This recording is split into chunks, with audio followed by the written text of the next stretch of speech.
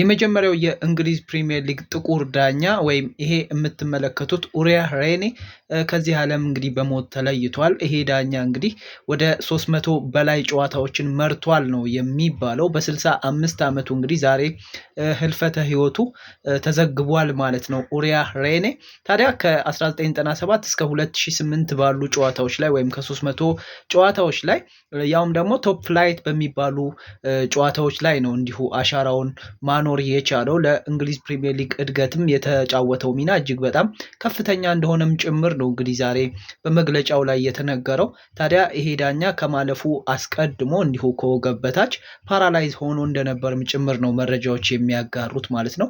ለማንኛውም ግን ይሄ የእንግሊዝ ፕሪሚየር ሊግ የመጀመሪያው ጥቁር ዳኛ እንግዲህ ዛሬ ህልፈተ ህይወቱ ወይም ሞቱ ተዘግቧል። ለማንኛውም ያው ነፍሱን በአጸደ ገነት ያኑራት ነው ምን ማለት ይቻላል። ኤኒዌይስ ግን እንዲህ አይነትና መሰል መረጃዎች እንዲደርሷችሁ ፎሎ ማድረግ ቤተሰብ እንሁን። መልካም ጊዜ፣ ይመቻችሁ።